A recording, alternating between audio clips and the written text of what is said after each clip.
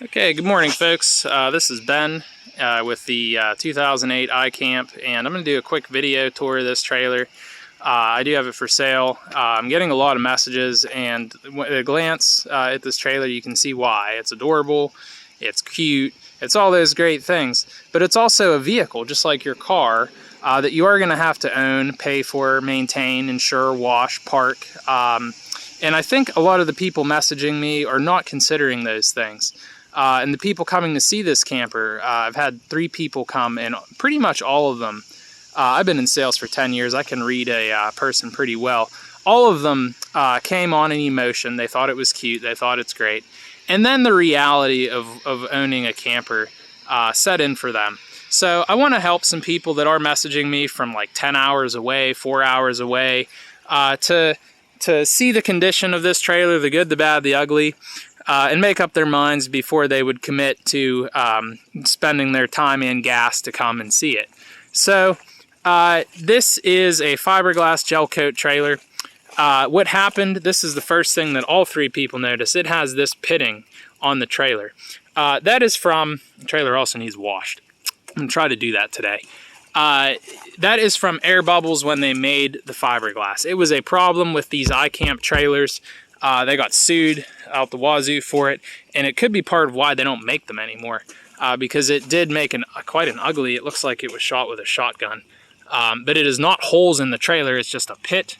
It is a very solid, heavy, well-built trailer. Okay. Moving on from that, now you'll see it as I go around the trailer.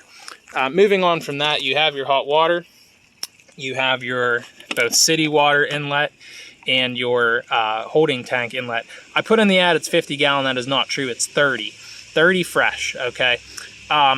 You can see some pink. It is winterized with antifreeze right now, and the trailer does need wash. I'm going to try to do that today. This is your electric cord, 110 volt rather, 30 ampere, and it's I've got it plugged in just to 15 amp, 20 amp right now.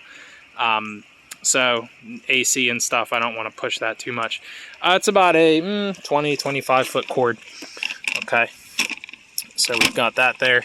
Okay, this is the vent for your AC heater combination unit. I'll show you that inside.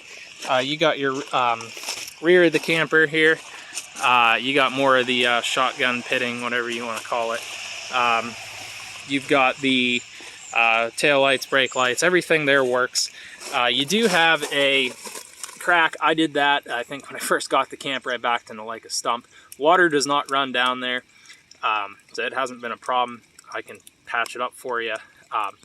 You've got 4 leveling jacks which are bent. Now this comes with 4 brand new replacement ones. I'm going to try to install them today.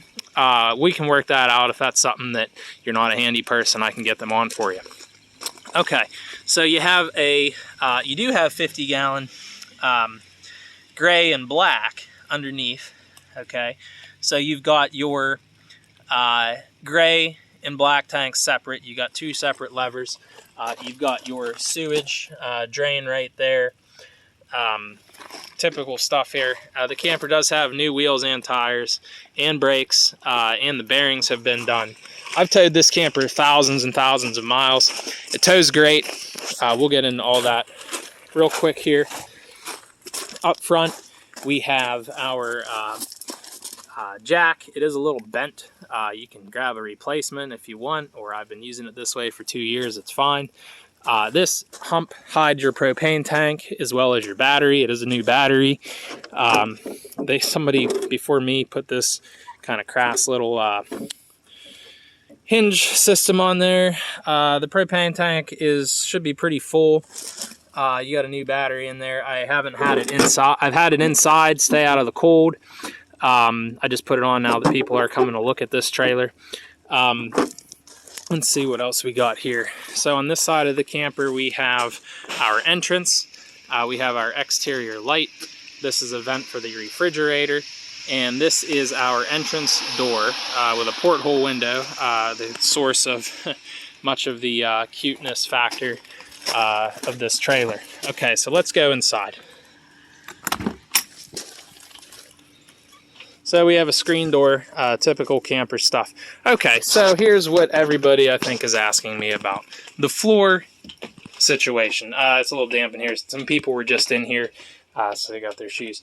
So you have some softness right here.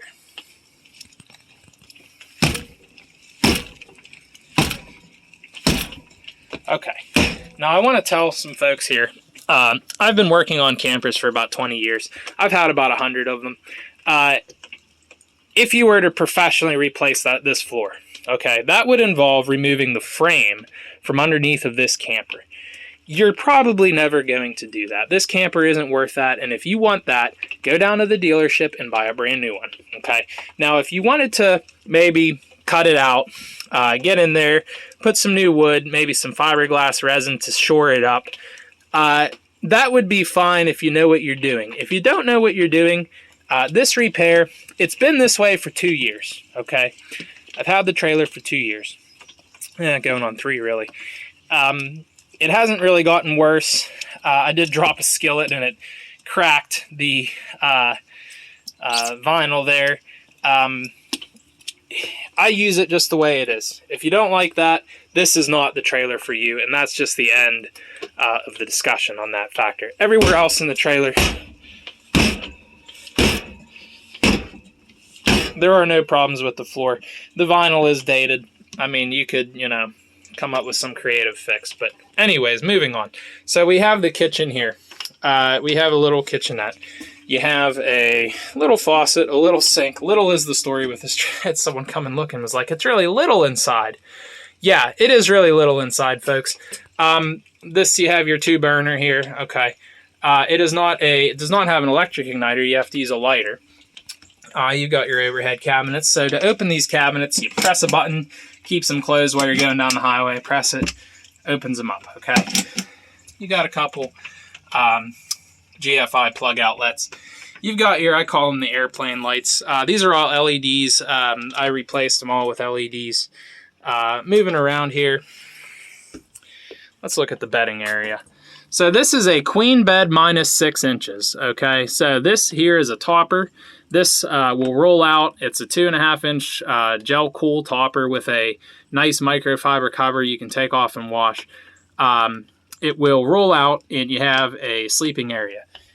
Conversely, underneath is a table.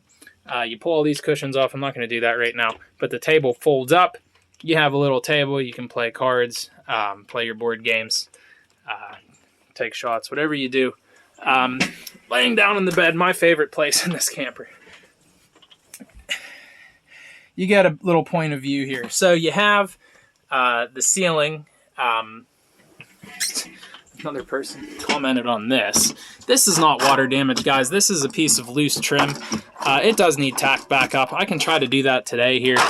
You know, stuff like this, if you're not going to expect things like this, just get onto the dealership and get a brand new one, guys.